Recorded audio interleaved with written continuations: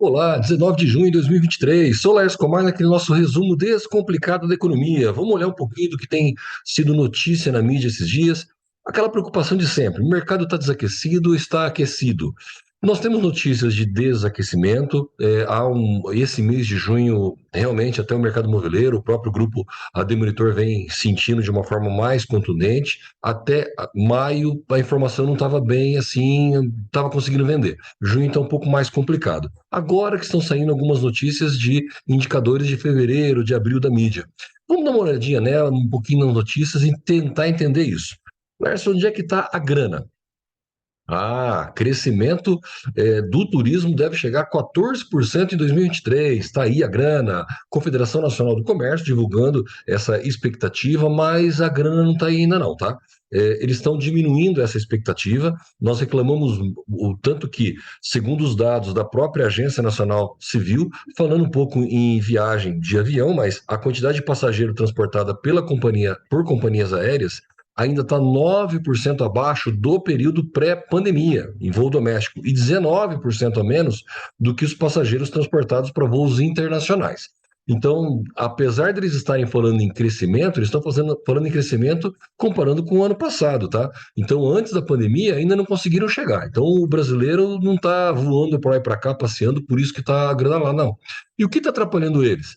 Alta, nos últimos 12 meses, alta de 50% na passagem aérea. Pudera. E a gente preocupado com móveis, gente divulgando alta de móveis que não existiu. Bom, passagem aérea subindo. Tomara que essa seja verdade, para que a matéria não fique mentirosa, mas com 50% de alta não tem como o turismo se recuperar. Outra matéria divulgada também pelo IBGE, setor de serviços recuou 1,6% em abril. Tá, abril ele deu uma recuada, mas comparando com abril de 2022, esse recuo foi em relação a março, mas comparando com abril de 2022, ainda tem um avanço de 2,7% no setor de serviços, e ele pesa muito no PIB, tá? Ele foi acompanhado por 4 de 5 atividades de serviço, então 4 cresceram, o serviço vem se recuperando, turismo está no meio delas também, sendo que a 26ª taxa positiva consecutiva. Significa que há 2 anos essa taxa de recuperação do serviço ela vem crescendo. Então, como a gente insiste em dizer que o mercado está ruim e vinha muito ruim? Não, não vinha. Até maio, pelo menos, não dava para dizer. Abril vinha com crescimento. Porém, mas vem apresentando desaceleração. Essa é uma palavra-chave. Apesar de ter números positivos, cada vez eles são positivos menores. Até abril, esses números oficiais, até maio, os próprios números da AD, junho a gente já pode ter uma situação diferente. O acumulado do ano, frente a igual período do ano anterior, teve aqui um crescimento de 4,8% na taxa de serviço. Contribuição positiva mais importante ficou com o ramo de transporte, serviços auxiliares aos transportes e correio. A gente, se tem 2 setores que são bons termômetros da economia, é o de embalagem e o de transporte. Não tem como o serviço de transporte crescer se você não está tendo uma economia aquecida. Não se transporta aquilo que não se vendeu. E da mesma forma, embalagem. Não se vende embalagem se você não houve uma venda, um crescimento ou uma recuperação de economia. Então, até ali estava andando, tá? IBGE, entenda por que as vendas do varejo subiram em abril. Sim, falamos do serviço dando uma desacelerada, abril pior do que março, mas no ano ainda recuperando. Aqui a gente já fala de venda, pesquisa mensal do comércio, e o varejo teve crescimento. Na relação anual, alta de 0,5% em relação a 2022. Bom, até aí não é muita coisa. Também fazendo uma comparação entre o varejo ampliado, aí nós já temos um crescimento de 3% em relação ao ano passado. O varejo ampliado inclui outros setores, automóveis, materiais de construção. Vamos olhar isso dentro do setor? Varejo restrito, varejo ampliado. Varejo restrito vem com esse crescimento, chegando ao patamar 4,4% acima do pré-pandemia, ampliado 3,7% acima do pré-pandemia. Então, estamos falando no varejo de forma geral, a 4%, 3,7%, 4% vendendo a mais do que o pré-pandemia. Como nós vamos insistir em o mercado tem que melhorar, o mercado está parado. Gente, a quantidade de peixe no lago continua e continua comprando. O problema está na concorrência. Volto a bater nessa tecla. Resultados está ruim? Estão. Esses, indiscutivelmente, tá? Agora, olhar, esperar que o mercado melhorar como? Se são os índices, os números, não sou eu. Não é uma impressão minha de fora, não, tá? É lógico que dentro desses que mais cresceram, estão aqui combustíveis 8%, acima do pré-pandemia. Itens farmacêuticos 23%. Gente, se a pandemia já diminuiu, nós não vemos gente mais com Covid, por que nós estamos gastando 23% a mais de remédio? Seria a inflação do remédio? Não sei, só sei que o bolso do consumidor, na questão itens farmacêuticos, está sendo mordido em 23% a mais. Esse dinheiro podia estar indo para uma prestação, talvez, de imóveis? Esse sim, podia. É assim que a gente tem que olhar para a economia. Quem é que está mordendo o meu pedaço do bolso? É o turismo, não é. Olhamos, no dinheiro não foi para lá. Melhorou, mas ainda não chegou na pandemia. Agora, com farmácia, tá. Isso é ruim, tá? Material de construção, 2% a mais. Para o moveleiro, ótimo. Construção está vinculada ainda, graças a Deus, melhor assim.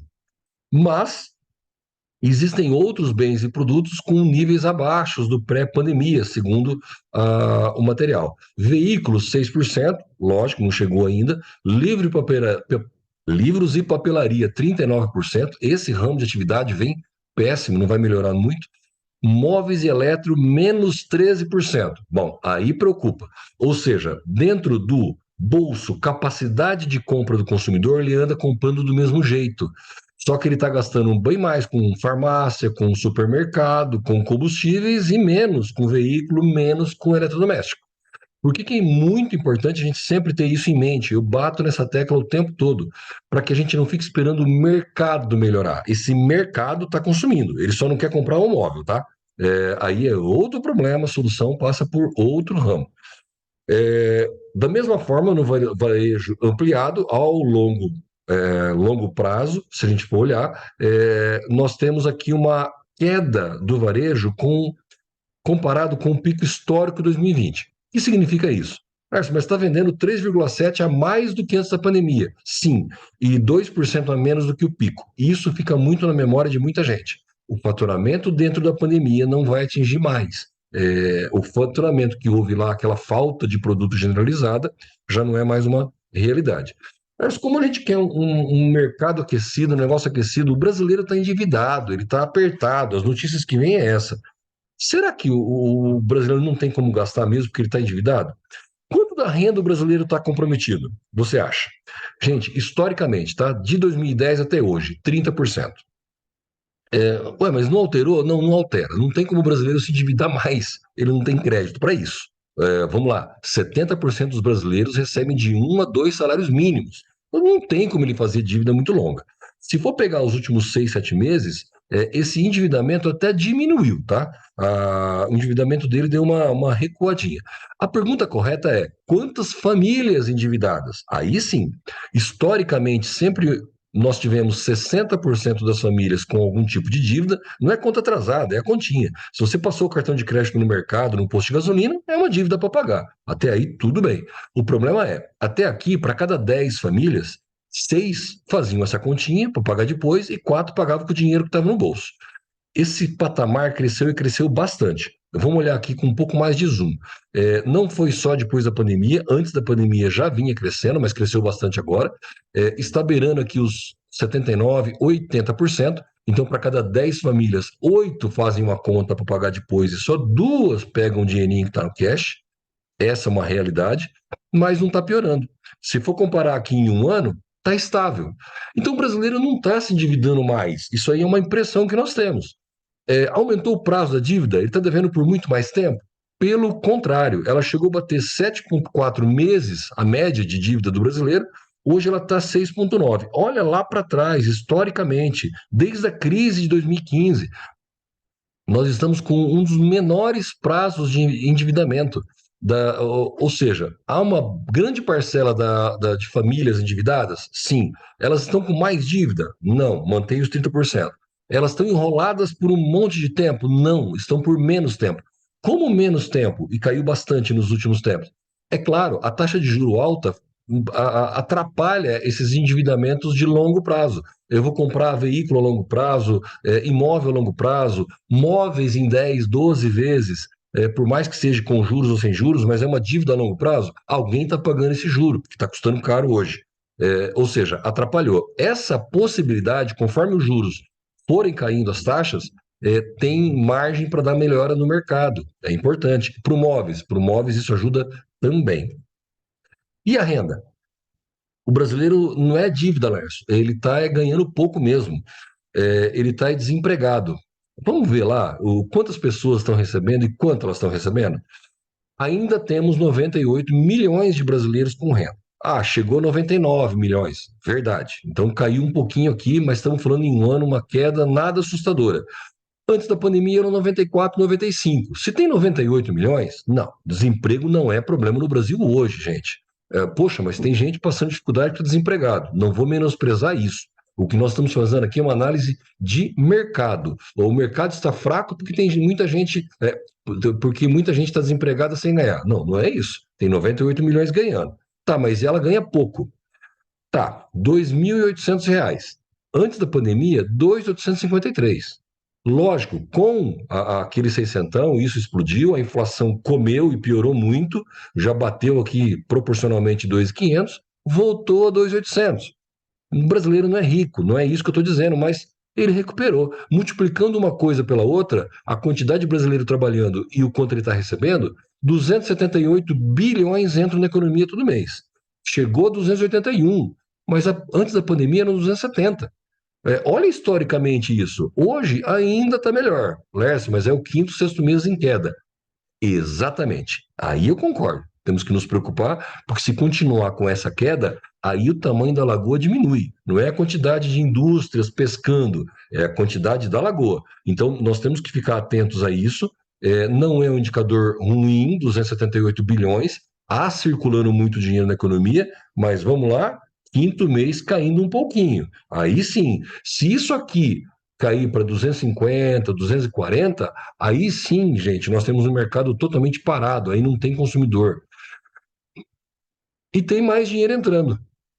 O Bolsa Família vai antecipar o 13º. Pois é, Bolsa Família tem 13º e vai ser pago a partir de 19 de junho a 30 de junho. Tá, essa grana pode ser que faça falta lá em dezembro. Tá bom, mas é mais dinheiro entrando na economia. Então, a nossa expectativa, apesar do resultado de junho não estar vindo bom, isso é verdade, é real, e os números da AD indicam esse faturamento agora sim com um recuo, tá?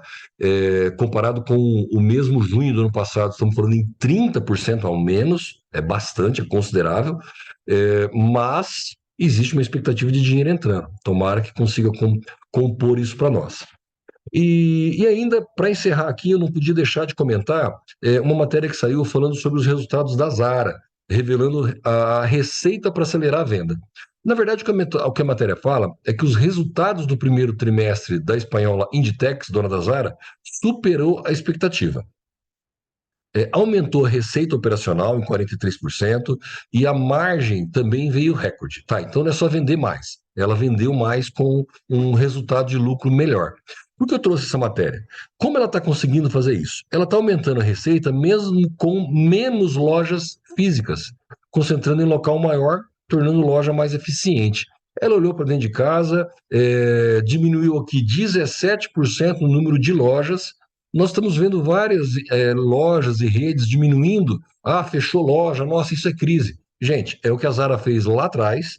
Ela diminuiu a quantidade de lojas que ela tinha, diminuiu as lojas que não davam lucro. E agora? Começou a vir resultado. Já estão falando em expandir, de voltar a abrir lojas onde dá lucro. Não tem concorrência? À medida que a varejista Shein ganhou participação no mercado, a Inditex se tornou mais sofisticada. Como assim? Segundo uma pesquisa realizada aqui pelo Credit Suisse Simon Irving, que eu não sei quem é, descobriu que os preços de entrada na Zara subiu 20% em relação ao ano anterior. E os itens mais caros permaneceram estáveis. O que significa isso? O que a Zara fez? Aquilo que era muito popular dentro da linha dela, o concorrente está tomando. Ela fugiu, ela tentou achar um público um pouquinho maior. Mas daí ela tem as lojas que não estavam dando resultado, ela fechou. Ela tentou achar dentro de casa, foi eficiente, resultado, aumentou o faturamento, aumentou o lucro. É fácil fazer isso? Não, claro que não é. Mas ela tentou achar a solução dela. Ela não brigou contra o concorrente, ela não esperou que a Shein subisse preço, que isso não vai acontecer. Ela não esperou que o consumidor ganhasse mais dinheiro, isso não vai acontecer. Ela tentou achar as soluções dela. O que eu sempre reforço com todos é: não adianta esperar que o mercado fique muito bom, fique melhor. Gente, tem dinheiro circulando. Até então, não foi ruim. O brasileiro está comprando menos móveis, tá? Alguns indicadores dando conta disso. Tá, e aí? Ele não está comprando menos móveis porque ele não tem grana, está endividado, está quebrado. Não, ele está gastando com outras coisas. Se é com remédio, se é com passagem aérea, se é com algo, e aí? O que nós vamos fazer? Tem que tentar dar um jeito. E para você? E muito obrigado novamente a quem vem contribuindo, os amigos que vem mandando. Uma boa parte dessas matérias que eu abordei aqui é com gente que me mandou no WhatsApp. Gente, ajuda pra caramba. Muito obrigado. Até semana que vem, se Deus quiser. Adquirir.